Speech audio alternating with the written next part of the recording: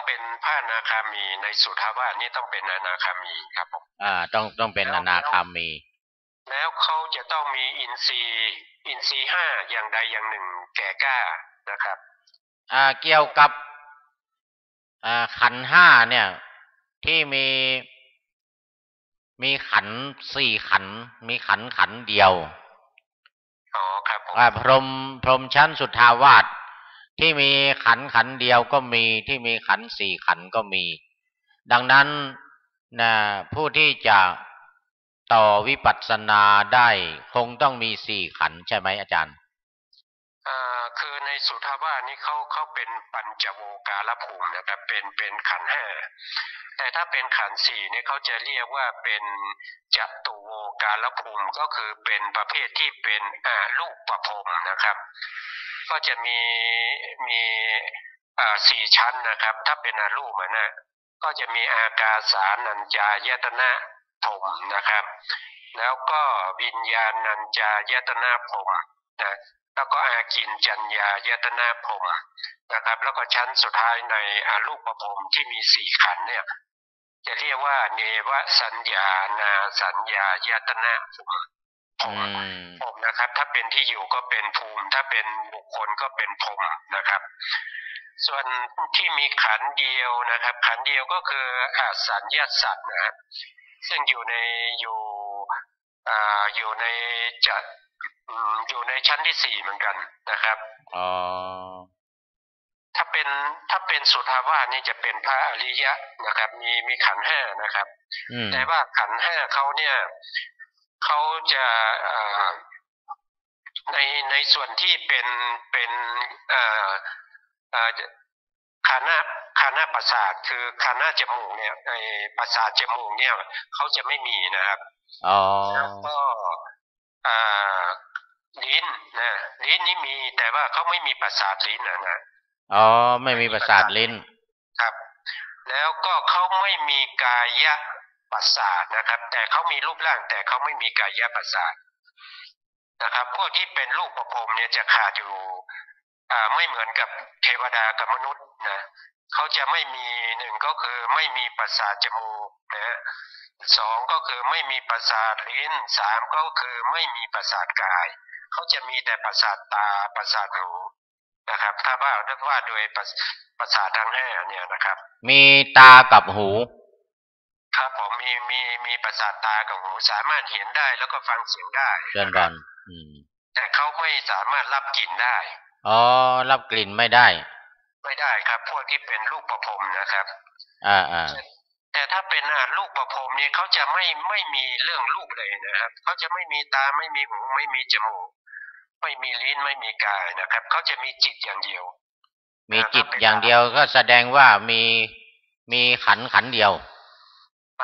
มีสี่ขันธ์ครับเป็นนามขันธ์สี่นามมีเนาะนามมีถูกละครับมีนามก็จะมีหนึ่งก็คือเวทนาขันธ์สองคือสัญญาขันธ์สามคือสังขารขันธ์แล้วก็สี่คือวิญญาณขันธ์ใช่สี่ขันธ์ครับพวกนี้จะเป็นรูปประพรมไม่มีรูปมีแต่นามอย่างเดียวรูปประพรมแล้วพรหมที่ได้อนาคามีบุคคลไปเนี่ยเป็นพรหมประเภทไหนประเภทรูปประพรมหรือว่าเป็นอรูปประพรมขั้นแรกนี่ก็ขึ้นอยู่กับตัวบุคคลนะครับถ้าเป็นตัวบุคคลที่เขาไม่มีเขาหมายความว่าเขาไม่มีอินทรีย์อย่างใดอย่างหนึ่งแก่กล้านะครับอินทรีย์ห้าก็คือมีศรัทธามีวิริยะมีสติสมาธิและปัญญาเขาเป็นพระอนาคามีแต่ว่าเขาอาจจะไม่มีอินทรีย์แก่กล้าเขาก็จะไปเกิดในรูปประพรมนะรูปประพรมที่ไม่ใช่สุทธาวาสที่เขายังมีคือคนเราเนี่ยถ้าเคยไปเกิดที่ไหนบ่อยๆเนี่ยเขาจะมีใจที่จะน้อมไปในที่นั้นนะครับเขาอาจจะไปเกิดในปฐมฌานหรือว่าทุติยฌานหรือตติยฌานหรือว่าจะเป็นเวหาพลาแต่พวกที่เขาอาจจะได้อรูปฌานเนี่ยนะครับเขาอาจจะได้อากาสาเนี่ยเขาก็ไปเกิดในอากาสาเจริญพรครับผม ถ้ามีอินทรีย์แก่กล้านะครับเขาจะไปเกิดในสุทาวาสนะสุทาวาสภูมิในชั้นที่หนึ่งอวิหานี่ต้องมีศรัทธาแก่กล้านะครับต้องมาเป็นพระอนาคามีนะครับชั้นที่สองหมายถึงว่าอินทรีย์ทั้งห้านั้นอย่างใดอย่างหนึ่งใช่อย่างใดอย่างหนึ่งครับผมกล้านะครับผมไม่ว่าจะเป็นศรัทธาหรือเป็นวิริยะเป็นสมาธิก็ได้สมาธิก็ได้ปัญญาก็ได้ครับผมจึงจะพิจารณาพิจารณาสังโยชน์ที่เหลือคือตั้งแต่ข้อ6ถึงข้อ10ครับพิจารณาสังโยชน์ที่เหลือรู้แจ่มแจ้งชัดเจนแล้วก็บรรลุหรือว่าละได้จึงจะประสบความสำเร็จในการที่จะต่อความเป็นพระอริยะถึงอรหัตผลใช่ไหมอาจารย์ครับคือจริงๆแล้วเขาได้โสดาบันสกทาคามาแล้วนะ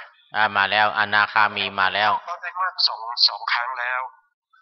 นะครับแล้วก็มาได้มากครั้งที่3นี่เป็นพระอนาคามีใช่แล้วเขาจะเหลือมากอยู่1มากนะครับเขาจะเหลือมากอยู่1มากในคืออรหัตตมรรคใช่ไหมครับเขายังเหลืออรหัตตมรรคที่เขายังไม่ได้เพราะฉะนั้นเวลาเขาจะเจริญเพื่อให้ได้อรหันตมรรคเนี่ยนะครับเขาก็จะเจริญมันคือวิธีการเจริญนี่มันก็จะเหมือนกับเจริญวิปัสสนาตั้งแต่โสดาบันขึ้นไปมันก็จะเป็นแนวทางเดียวกันมันเป็นแนวทางเดียวกันคือมันก็ต้องพร้อมทั้งตั้งแต่สังโยชน์ข้อที่1ไปถึงข้อที่5นะ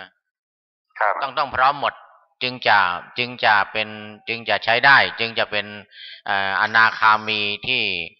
ที่จะเข้าไปสู่ชั้นใดชั้นหนึ่งไม่ว่าจะเป็นสุทธาวาสหรือว่าชั้นอื่นๆครับทีนี้ที่สำคัญก็ที่อาจารย์ว่าก็คือมีมีอินทรีย์อย่างใดอย่างหนึ่งก่อนที่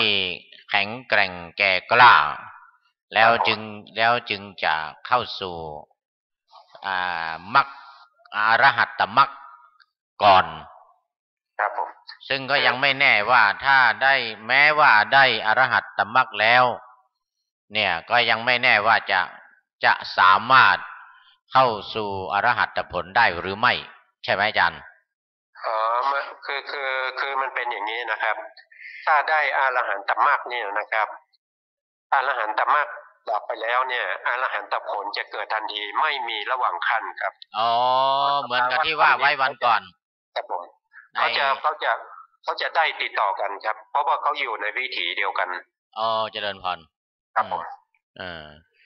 ก็ได้ทันทีเลยครับถ้าอรหันตมรรคเนี่ยดับไปแล้วอรหันตผลก็จะเกิดทันทีครับเกิดทันทีไม่มีขั้นนะไม่มีอะไรมาขั้นครับไม่มีอะไรมาขั้นครับผมไม่มีอะไรมาขั้นครับผมทีนี้ว่าสำคัญก็คือว่าเขาจะแม้ว่าเขาได้เข้าไปอยู่ชั้นสุทธาวาสแต่ว่าถ้าไม่มีอินทรีย์สักอย่างหนึ่งแก่กล้านี่เขาก็พิจารณาต่อไม่ได้ได้ครับผมได้ได้เหรอได้ครับได้แต่ว่าคือเขาได้มากมาแล้ว3มากใช่ไหมครับใช่มากที่4เนี่ยเขายังไม่ได้แต่มากที่4เนี่ยมันวิธีการเจริญหรือว่าวิปัสสนาเนี่ยเขาก็จะเหมือนกันนะครับเพียงแต่ว่าเขาไม่ต้องมาเจริญตั้งแต่นามรูปปริเฉทญาณนะครับเขาเคยได้มาแล้วเนี่ยเขาจะมีความชำนาญอยู่แล้วเพราะฉะนั้นเขาจะไปบางท่านก็จะไปดูที่ตั้งแต่สังขยานวิปัสสนาชั้นสูงขึ้นไปเลยนะครับเจริญพร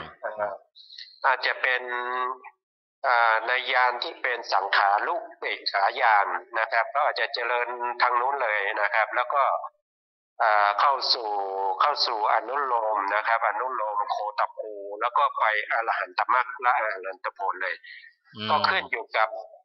อัธยาศัยของแต่ละบุคคลนะครับเจริญพรครับอย่างเช่นถ้าเรายกตัวอย่างเช่น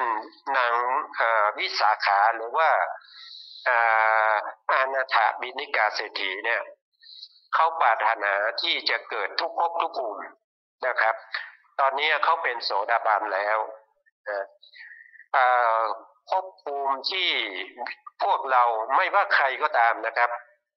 เคยไปเกิดมาหมดแล้วเหลืออยู่เฉพาะสุทาวาสที่ยังไม่เคยเกิดนะครับเพียงแต่เราจำไม่ได้ว่าภพไหนชาติไหนที่เราเคยไปเกิดในเนหพลาภมหรือว่าไปเกิดในอาสันเนี่ยเราจำไม่ได้นะครับเพราะว่าการเวียนว่ายตายเกิดของเราเนี่ยมันยาวนานมากนะครับมันยาวนานเรื่องนี้มีพระบาลียืนยันนะครับในเรื่องของขันธยมกะนะครับในพิธรรมคัมภีร์ที่6นะครับเรื่องของยมกะมีทั้งในขันธยมกะนะครับในอายตนะยมกะนะครับแล้วก็มีในสัจจยมกะพวกนี้จะพูดถึงเรื่องของการมีจิตดวงไหนใครบ้างเคยไปเกิดที่ไหนมายังไงนะครับเพราะฉะนั้นบุคคลทั่วไปเนี่ยเคยเกิดมาแล้วทุกภพทุกภูมิยกเว้นเฉพาะสุทาวาส5ภูมินี้ที่ยังไม่เคยไปเกิดนะครับเพราะฉะนั้นบุคคลที่ผมเอ่ยถึงเมื่อกี้นะครับคือนางวิสาขากับอนาถบิณฑิกาเศรษฐีเนี่ยเขามีจุดมุ่งหมายเขาจะไปเกิดที่วิหารนะครับแล้วก็ต่อไปอัตตปาแล้วก็ต่อไปสุทัสสาสุทัสสีแล้วก็อากนิฐาเขาจะปรินิพพานที่อากนิฐาเขาจะได้ไปเป็นพระอรหันต์ที่อากนิฐาครับผมแต่สองคนนี้ก็ตอนนี้ยังไม่เข้าสู่รูปประพรหมหรืออรูปประพรหมนะแต่คือเขาจะอยู่ตอนนี้เขาเกิดในเทวดานะครับเป็นเทวดานะครับเป็นเทวดาในชั้นยังไม่ได้เข้าในพรหม16 ชั้นครับผมเขาถ้าจำไม่ผิดเนี่ยถ้าเป็นนาถาเนี่ยเขาน่าจะอยู่ในยามานะครับยามาภูมิใน6อยู่ใน6ชั้นยามาภูมิเทวดาครับเป็นกัมมาพจรครับกัมมาพจรถูกละถ้าเป็นนางวิสาขาเนี่ยเขาเกิดอยู่ที่นิมานรตีนะครับตอนนี้นิมานรดีครับก็เป็นเทวดาชั้นที่5เหมือนกันนะชั้นที่1นิมมานรดีเป็นชั้นที่5ถูกละครับผมก็ดูสิชั้นที่4เนาะทีนี้ก็ยังคงอยู่ในสภาพของโสดาบันใช่ไหมอาจารย์ครับถูกต้องครับยังเป็นโสดาบันอยู่ครับผมสกทาคามีก็ยังไม่ก้าวหน้าเหรอยังไม่ได้เหรอยังไม่ได้ครับเขาน่าจะวนเวียนอยู่ในภพพวกนี้นะครับจนกว่าก็แสดงว่าได้มรรคเดียวคือโสดาปฏิมรรคครับเพราะว่ามันยังอยู่ถ้าอยู่ใน6 ชั้นจนถึงปรนิมมิตวสวัสดีเนี่ยก็ยังเป็นกามาพจรครับเป็นกามาพจรครับผมทั้ง6ชั้นนี่เป็นกามาพจรเนาะครับผมครับก็เรียกว่าชอหรือชอกามาวจระครับชอกามาวจระครับผมทีนี้ว่าถ้าหากว่าก็เขาก็คงจะพัฒนาไปเรื่อยๆใช่ครับอย่างอนาถะก็ยังอยู่ในยามาครับผมคือขึ้นอยู่กับอัธยาศัยของเขานะครับที่เขาก็มีความตั้งใจอย่างนั้นนะครับเขามีความตั้งใจอย่างนั้นอย่างเช่นพระเจ้าพิมพิสารนะครับเขาเป็นโสดาบันนะครับแต่ตอนนี้เขาเกิดเป็นยักษ์นะครับเขาอยู่ในชั้นเป็นยักษ์นี่ก็อยู่ในชั้นปรนิมมิตวสวัสดีใช่ไหมอยู่ในชั้นแรกเลยครับก็คือชั้นจตุมนะจตุมราชิกาอันนี้ก็ขึ้นอยู่กับอัธยาศัยนะครับ เพราะว่าเขาเคยเกิดเป็นยักษ์มาหลายชาตินะครับเพราะฉะนั้นเขาเวลาเขาจุติจากมนุษย์เนี่ยเขาก็ไปเกิดในภูมิที่เขามีความเคยชินนะครับแต่ว่าเป็นโสดาบันแล้วเนี่ยไปอยู่ในชั้นที่เป็นยักษ์เนี่ยจะได้เหรอมันและอาหารการกินจะยังไงอ่ะได้ครับได้ครับเพราะว่าชั้นนี้เป็นเขาเป็นจาตุมหาราชิกาใช่ไหมครับใช่ยักษ์นี่สามารถที่จะตรัสรู้ธรรมได้นะครับเขาไม่ได้คนที่จะตรัสรู้ธรรมไม่ได้เนี่ยก็จะเป็นประเภทที่เราเรียกว่าเป็นคนที่ไม่สมประกอบนะครับไม่สมประกอบก็คือประเภทที่เป็นตาบอดอย่างเงี้ยหูหนวกอย่างเงี้ยนะครับแล้วก็เป็นปัญญาอ่อนอะไรพวกนี้นะครับอันนี้จะมีเกิดอยู่ในสองภูมินะก็คือเกิดเป็นมนุษย์นะครับแล้วก็เกิดเป็นเทวดาประเภทชั้นต่ำที่อยู่กับภาคพื้นดินที่เรียกว่าภูมิเทวดาภูมิเทวดาครับผมแล้วก็บุคคลที่จะตรัสรู้ธรรมไม่ได้อีกพวกหนึ่งก็คือเขาปฏิสนธิด้วยเหตุสองเหตุนะครับที่เรียกว่าทวิเหตุนะก็คือปฏิสนธิเขาเนี่ยเขาจะไม่มีปัญญาประกอบนะครับเขาจะมีโลภะแล้วก็โทสะแต่เขาไม่มีโมหะนะครับพวกนี้ก็จะตัดสรุปธรรมไม่ได้นะครับเพราะว่าพื้นฐานเขาเนี่ยไม่มีปัญญาแสดงว่าเขายังมีโมหะอยู่ยังไม่บรรลุปัญญายังไม่แก่กล้าไม่เกิดครับเขาโมหะมีอยู่ครับโมหะมีก็อวิชชาก็ยังมีใช่ครับก็อวิชชาก็ยังมีอยู่ครับเพราะว่าอวิชชาจะแก่กล้าด้วยเพราะว่าโมหะจะเป็นตัวบังครับเพราะว่าโมหะกับวิชานี่คือตัวเดียวกันคือตัวเดียวกันมันก็จะบังปัญญาหมดเลยใช่แต่ว่าเขาเป็นโสดาบันแล้วนะครับเขาเกิดอยู่ในกามาวจรเนี่ยเขาจะเกิดไม่เกิน7 ครั้งนะครับสูงไม่เกิน7 ครั้งเขาก็จะได้เป็นพระอรหันต์แล้วแต่ถ้าเขาไปเกิดในลูกประพรมเนี่ยเขาสามารถที่จะเกิดได้มากกว่า7 ครั้งนะครับลูกประพรมหรือลูกประพรมอะไรพวกนี้นะแต่ถ้าไม่ถึงขั้นนั้นเขาสามารถบรรลุอรหันต์ได้ก็หมายถึงว่าเขาก็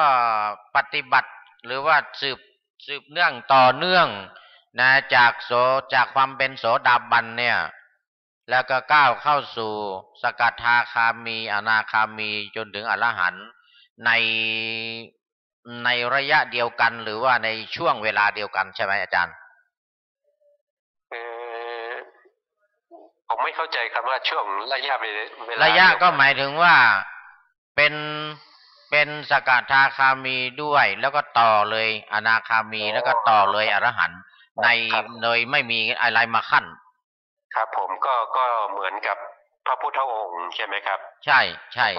รวดเดียวเลยรวดเดียวนะครับรวดเดียวเลยโสดาบันสกทาคามีอนาคามีแล้วก็เป็นพระอรหันต์เลยมีเยอะด้วยอริยบุคคลที่รวดเดียวเลยเนี่ยโดยเฉพาะในชั้นต้นพระอริยบุคคลอรหันต์ในชั้นต้นจะเป็นอย่างนี้หมดคือว่าไม่มีขั้นพอบางคนก็อยู่โสดาบันไม่นานบางคนอยู่โสดาบันนานหน่อยแต่ว่าแล้วบางคนนี่ไม่อยู่เลยโสดาบันปุ๊บก็ลวดไปอรหันต์เลยครับผมครับก็อย่างเช่นปัญจวัคคีย์นะครับปัญจวัคคีย์ก็ได้โสดาบันก่อนนะครับโสดาบันก่อนท่านโมกขันท่านในโกนทัญญะนี่ได้ก่อนเพื่อนก็แค่โสดาบันครับผมก็ได้โสดาบันไม่กี่วันก็ได้เป็นพระอรหันต์ไม่กี่วันไม่กี่วันแล้วอีก4 รูปก็ได้โสดาบันทีหลังครับผมแล้วก็ลวดเลยครับก็ลวดเป็นอรหันต์เลยครับก็ตอนที่พระพุทธองค์ทรงแสดงในเรื่องของอนัตตลักขณสูตรครับทั้งห้าองค์นี้ก็ได้เป็นพระอรหันต์พร้อมกันพร้อมกันเพียงแต่ว่า โกณฑัญญะเนี่ยท่านพระโกณฑัญญะเนี่ยได้โสดาบันก่อนครับผมได้โสอีกดาบันสี่ก่อนอีกครับสี่รูปนั้นได้โสดาบันแล้วก็ลวดเลยถึงอรหันต์ครับผมพร้อมกันกับท่านโกณฑัญญะเมื่อได้รับฟังอนัตตลักษณสูตรครับผมก็ลักษณะนี้ก็เหมือนกับว่ามันขึ้นอยู่กับอัธยาศัยของแต่ละท่านนะที่เขาสะสมบารมีมานะครับว่าเขาจะเป็นยังไงเนี่ยเขาสร้างมาก่อนนะอย่างที่เราพูดถึงพระเจ้าพิมพิสารเนี่ยจริงๆเนี่ยน่าจะไปเกิดในภูมิที่สูงกว่านั้นก็ได้นะครับแต่ท่านเคยเกิดเป็นยักษ์มาหลายสมัยนะครับหลายยุคหลายสมัยพระเจ้าพิมพิสารนี่ติดอยู่นิดหนึ่งก็คือว่าเคยสำเร็จโทษพระราชบิดาแต่หลายชาติมาแล้วนานมาแล้วนะครับเคยสำเร็จโทษพระราชบิดามันก็จะมาติดอยู่ที่ว่าพอจะขึ้นชั้นสูงขั้นสูงจากโสดาบันไปเนี่ยก็จะมีติดอยู่นิดหน่อยในเรื่องที่เป็นมาปิตุฆาตนะครับตามที่ว่าไว้นะว่ามันแรงอยู่เหมือนกันคือปิตุฆาตยังเป็นอุปสรรคอยู่แต่ตอนนี้เป็นยักษ์ถึงเป็นยักษ์เนี่ยแล้วก็พอแต่ถ้าหากว่าลวดเลยหมายถึงว่าได้อีกทีหนึ่งก็สกทาคามีอนาคามีอรหันต์รวดเลยเนี่ยมันก็จะข้ามไปเลยครับผมก็ข้ามอุปสรรคที่ว่าปิตุฆาตเนี่ยข้ามอุปสรรคที่เป็นปิตุฆาตนี้ไปเลยครับผมแต่ผลหรือผลที่ไหลออกนะในนั้นบอกว่าผลที่ไหลออกก็คือวิบากที่จะพึงได้รับนั่นน่ะยังอาจมีได้อยู่ตราบใดที่ไม่ถึงตราบใดที่ไม่ได้อโหสิกรรมครับผมตราบใดที่ยังไม่ได้อโหสิกรรมคือวิบากในเรื่องของปิตุฆาตเนี่ยก็ยังจะได้รับผลอยู่เหมือนกับท่านพระโมคคัลลานะครับผมท่านพระโมคคัลลานะก็เป็นอรหันต์แล้วแต่ก็ยังได้รับเศษกรรมยังต้องได้รับเศษกรรมที่ทำปิตุฆาตมาตุฆาตมาด้วยนั่นเหมือนกันครับก็อันนี้เราก็ที่เราพูดมาทั้งหมดเนี่ยนะครับเจริญพรก็มันเป็นเรื่องของการเหตุผลที่พระพุทธองค์จำเป็นที่จะต้องแสดงในเรื่องของสมมติสัจจะและปรมัตถสัจจะเนี่ยควบคู่กันไปเจริญพรจะเว้นเรื่องของสมมติสัจจะไม่ได้ถ้าเว้นแล้วก็จะไม่สามารถที่จะสื่อความหมายให้คนอื่นเข้าใจได้เจริญพรครับเหมือนข้อที่5ที่เหตุผลในข้อที่5นะครับเนาะถึงจะแสดงแต่ว่าพระองค์ไม่ได้มีหรือไม่ได้ติดอยู่นะครับพระพุทธเจ้าไม่ได้มีไม่ได้ติดอยู่ในเรื่องของสมมติสัจจะเนี่ยครับผมทรงทราบแล้วก็ทรงทราบที่เปรียบไว้ในพระสูตรหรือว่ารู้สึกจะในพระสูตรที่เปรียบไว้เหมือนกับใบบัวที่น้ำเนี่ยหยดลงไปแล้วไม่ติดน้ำไม่ติดใบบัวน้ำไม่ติดใบบัวก็เหมือนกับอะไรที่ว่าเมื่อกี้เนี่ยสมมุติสัจจะเนี่ยซึ่งพระพุทธองค์ก็เหมือนกันเหมือนกับที่ว่าน้ำไม่ติดกับใบบัวใบบอนใบบัวเพราะว่าคำว่าสมมุติสัจจะเนี่ยก็มันยังเป็นเขาเรียกว่าเป็นโลกิยะนะเป็นฝ่ายโลกิยะที่จะให้คนในส่วนของโลกิยะบุคคลเนี่ยได้ทราบได้เข้าใจครับผมยกเว้นผู้ที่ผ่านโลกุตระไปแล้วผ่านโลกิยะไปแล้วอยู่ในภูมิของโลกุตระเนี่ยก็ไม่จำเป็นละนะครับผมครับเจริญพรครับผมก็ เราต่อเลยนะครับต่อเลยเจริญพรข้อที่6ก็คือเพื่อแสดงการเป็นอยู่ในการก่อนในการก่อนก็คือในอดีตนั่นเองนะครับเจริญพรก็คือหมายถึงว่าสามารถที่จะรู้อดีตมีอานาคตังสยาน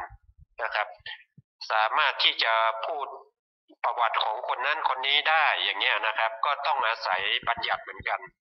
นะครับเจริญพรแล้วก็ข้อที่7นี้ก็แสดงถึงการ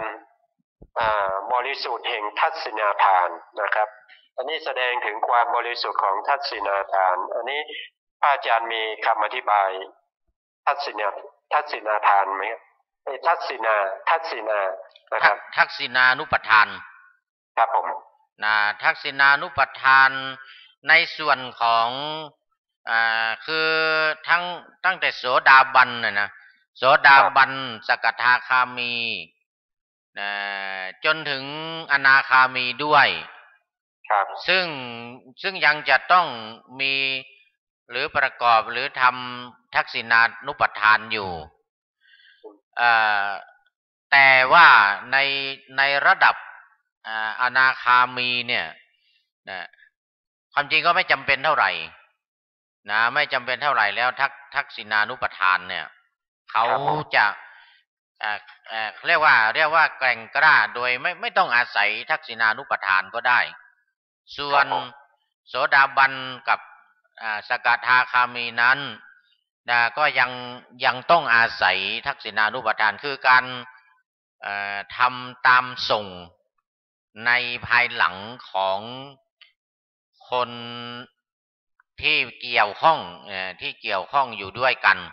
เช่นเป็นบุตรเป็นภรรยาเป็นลูกหลานเป็นบุตรเป็นภรรยาลูกหลานเนี่ยก็ยัง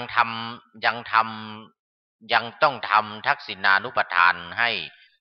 คือถวายแล้วก็อุทิศส่วนกุศลเนี่ยไปให้อยู่แต่ว่าในระดับอนาคามีนั้นก็ความจริงไม่จำเป็นแล้วแต่ว่ายังทำได้ยังทำได้อยู่แต่ถ้าเกินนั้นขึ้นไปก็ไม่จำเป็นแล้วครับผมเจริญพรครับส่วนข้อที่8นะครับก็คือเพื่อแสดงการไม่ละโลกสมมุตินะครับอันนี้ก็ใช้สมมุติในการที่จะเพื่อให้สื่อความหมายเข้าใจระหว่างบุคคลต่างๆนะครับอันนี้ก็น่าจะเข้าใจนะครับว่าเป็นการแสดงไม่ละโลกสมมุตินะครับก็คืออันนี้นะคิดว่าโดยปรมัตถ์เมื่อกี้เราพูดถึงสมมุติสัจจะในข้อที่8นั้นก็จะหมายถึงบุคคลบางคนที่ยังละในเรื่องของสมมุติไม่ได้หรือถ้าไม่มีการสมมุติแล้วก็จะไม่เข้าใจก็จะไม่เข้าใจอาจจะเรียกว่าขาดไม่ได้ขาดเรื่องการสมมุติไม่ได้เป็นที่ว่าก็มีความจำเป็นจริงๆในขั้นที่8ในข้อที่8ที่พระพุทธเจ้าต้องแสดงสมมุติสัจจะหมายถึงบุคคลนั้นผู้ที่รับฟังผู้ที่จะทำความเข้าใจนั้นเนี่ยถ้าขาดในเรื่องของสมมุติสัจจะแล้วเขาก็ไม่สามารถที่จะเข้าใจได้เลยเจริญพรครับผมครับอันนี้ก็เราพูดถึงสมมุติสัจจะเนาะครับสรุปโอเคนะครับเจริญพรสมมุติสัจจะนี่ก็มีอยู่2อย่างนะครับ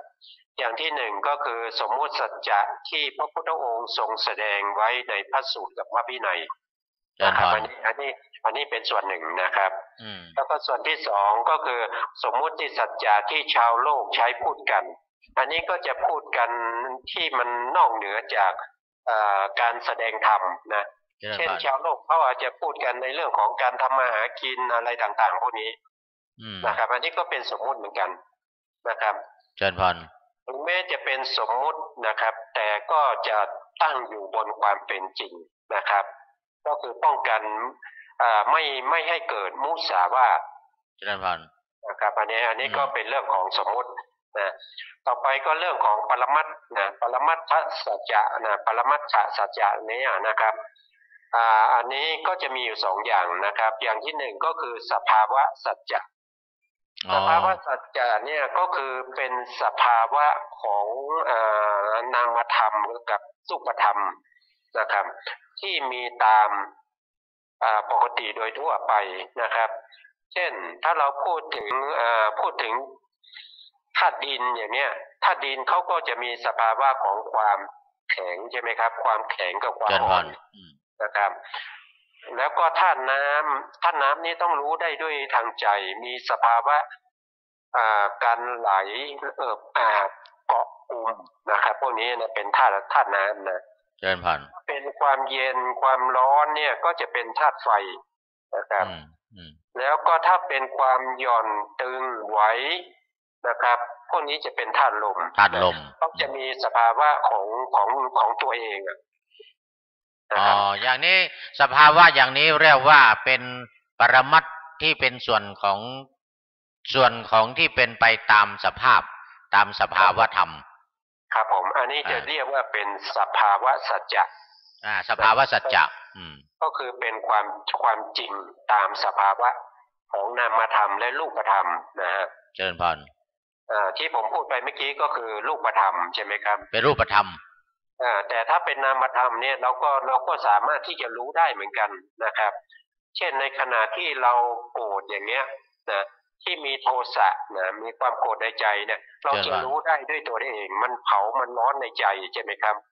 มันร้อนรนนะครับพวกนี้ก็เป็นสภาวะนะครับเป็นสภาวะสัจจะนะครับอันนี้เป็นของนามธรรมเป็นนามธรรมครับถ้าจิตเราเป็นกุศลเนี่ยเราจะรู้สึกว่าจิตเราจะผ่องใสเรารู้สึกว่ามันจะเบามันจะเย็นไม่เดือดร้อนใจนะครับในลักษณะนี้ก็เป็นสภาวะของนามธรรมนะครับอันนี้ก็เป็นสภาวะสัจจะนะครับอันนี้ก็จะเป็นมันจะมีอยู่ในนามธรรมและรูปธรรมที่มีตามปกติทั่วไปนะครับนะแล้วก็ข้อที่สองเนี่ยก็จะเป็นเขาจะเรียกว่าเป็นอริยสัจจะนะครับอริยสัจจะนะครับอันนี้มาจากปรมัตถ์นะครับปรมัตถ์แยกเป็นสองส่วนก็คือสภาวะสัจจะกับอริยสัจจะสภาวะสัจจะกับอริยสัจจะครับผมเจริญพรเมื่อกี้ผมลืมพูดไปนิดหนึ่งนะครับที่บอกว่าสภาวะสัจจะเนี่ยผู้ที่เขาเจริญวิปัสสนาเนี่ยเขาจะต้องรู้สภาวะสัจจะก่อนนะครับเพื่อจะกำหนดรู้สภาวะสัจจะของนามธรรมและรูปธรรมแต่ละอย่างนะครับแล้วก็ต่อไปเนี่ยจะทำให้เขาเรียกว่าเป็นสามัญญลักษณะนะครับปรากฏขึ้นนะครับอันนี้ก็จะเป็นในลักษณะว่ากำหนดส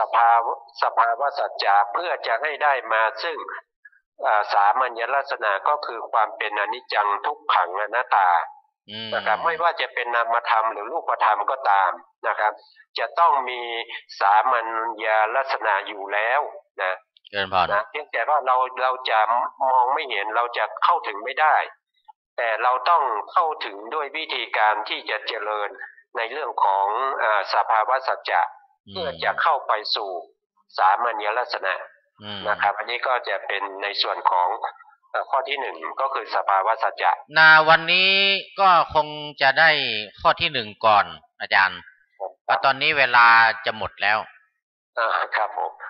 จะเวลาจะหมดเหลืออีก2 นาทีมีปัญหาเรื่องเสียงอยู่นะครับยังมีปัญหาเรื่องเสียงอยู่เจริญพรพรุ่งนี้คงน่าจะดีขึ้นแต่เพราะว่ามันใช้หลายวิธีแล้วอันใหม่เนี่ยเจริญพรตอนนี้ท่านพระครูบอกว่าจะให้ทดลองคุยผ่านไมค์คุยผ่านไมโครโฟนเนี่ยอาจารย์ได้ยินหรือเปล่าตอนนี้ไม่ใช้โทรศัพท์ละตอนนี้ไม่ได้ใช้ได้ยินไหมได้ยินที่อาตมาพูดหรือเปล่า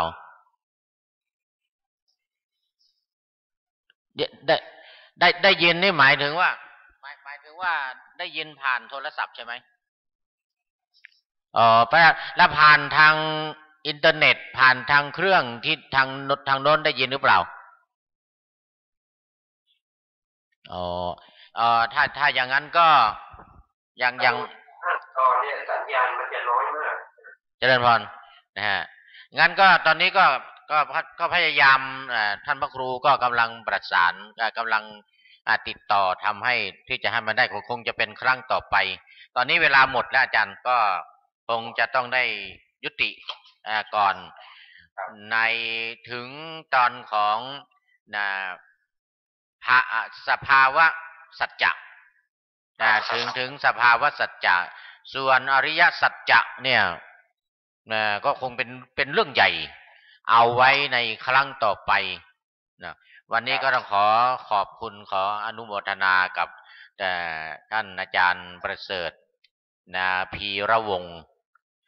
อาจารย์ประเสริฐพีระวงศ์ที่ได้เข้ามาร่วมในรายการตั้งแต่ต้นนะต่อไปก็จะทำแบบนี้ในช่วงของพระอภิธรรมเจริญพรอาจารย์นะแล้วก็ขอให้ท่านผู้ฟังทั้งทางวิทยุและทั้งทางวิทยุอินเทอร์เน็ตทุกท่านได้รับความปรารถนาดีจากผู้ดำเนินรายการทั้งสองคืออาตมาพระครูปริยัติยานุศาสตร์และอาจารย์ประเสริฐพีระวงศ์ขอให้ทุกท่านได้มีความสุขกายสบายใจประสงค์สิ่งใดที่เป็นไปโดยชอบประกอบด้วยธรรมก็ขอให้พลันสำเร็จในที่ทุกสถานในการทุกเมื่อเทินขอเจริญพรสาธุสาธุเจริญพร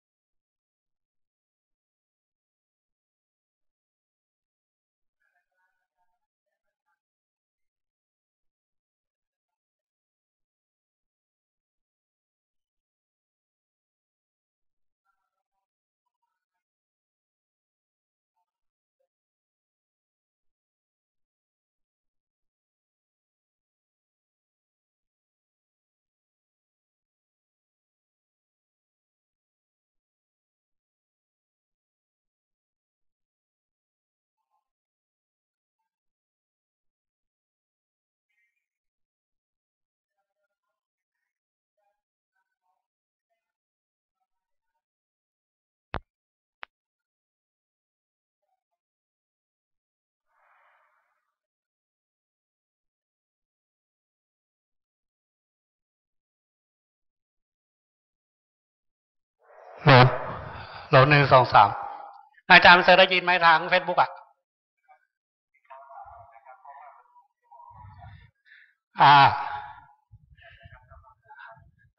ฮัลโหล1 2 3ได้ยินผ่านเฟซบุ๊กไหม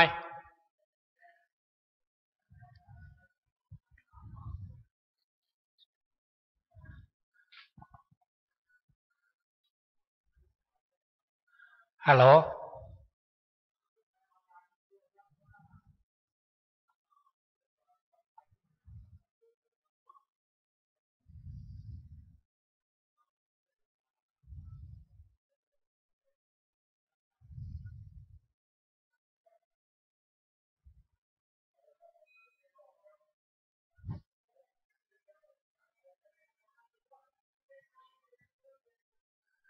อาจารย์ลองพูดมาเลยอาจารย์ลองพูดมาเลย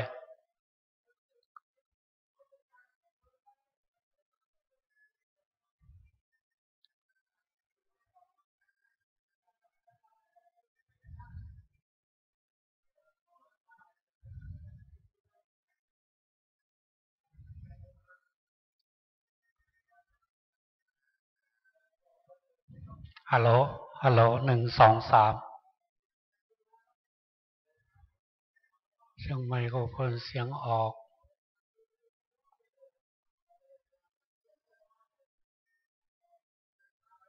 โหล1 2 3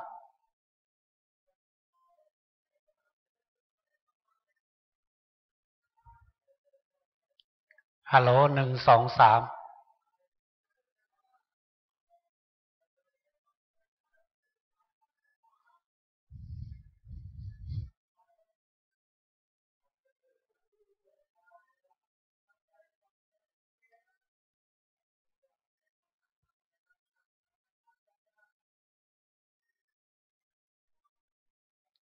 ฮัลโหล1 2 3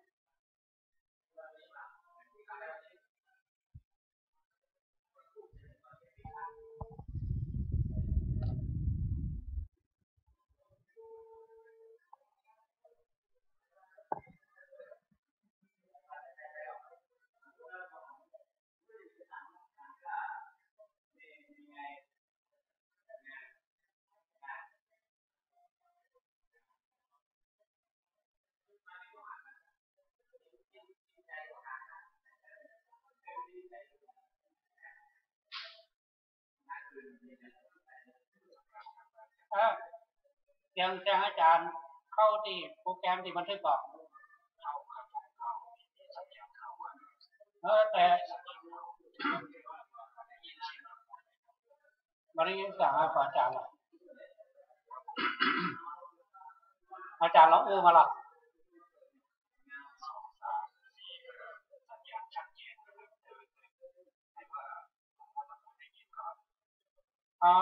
มันบอกเข้าตรงนี้ว่ะ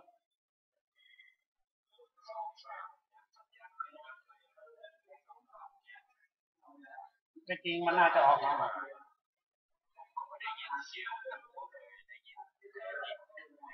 เรียนแต่มือถืออันนี้ตัวผู้ตั้งไลน์เนาะ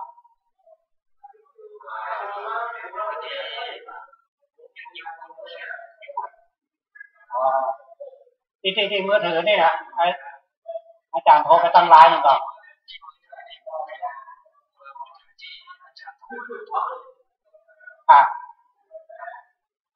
อันนี้เสียงยังเข้าไปเนี่ย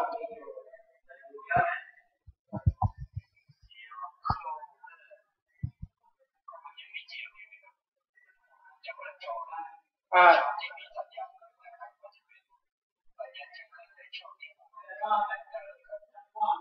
๋อ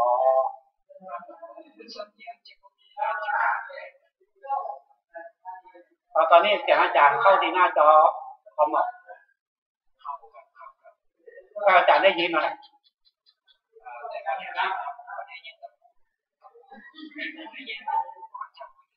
จำมือถือเนาะแต่ในคอมได้ยินไหม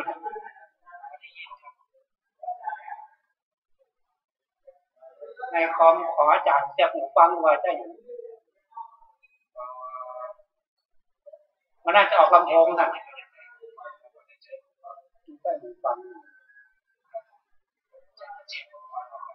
ลองเสียบดูหรอ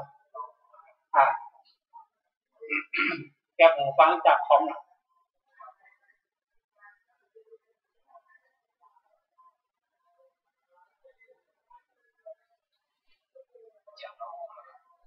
ฮัลโหล1 2 3ฮัลโหล1 2 3ได้ยินก่อน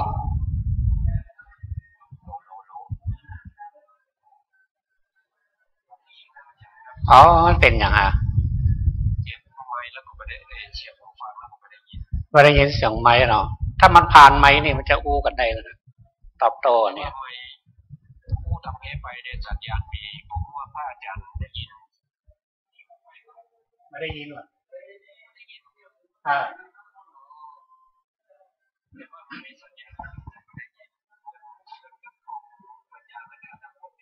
นี่สัญญาณขึ้นแต่ไม่ได้ยินเสียงอาจารย์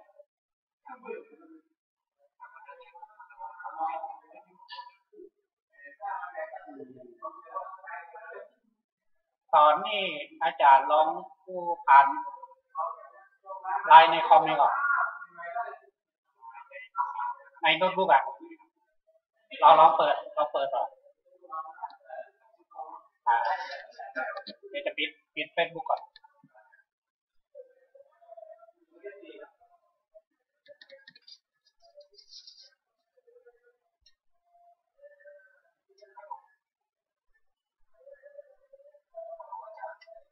นี่ได้ยินทางมือถือได้ยิน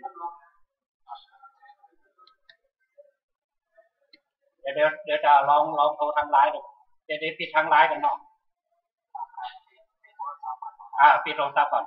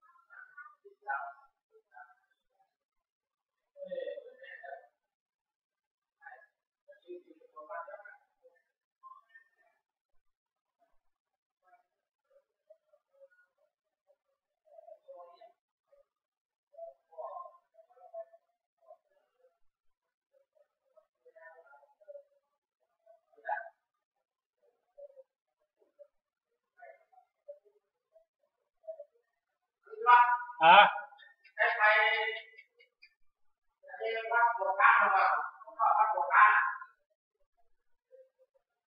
ใคร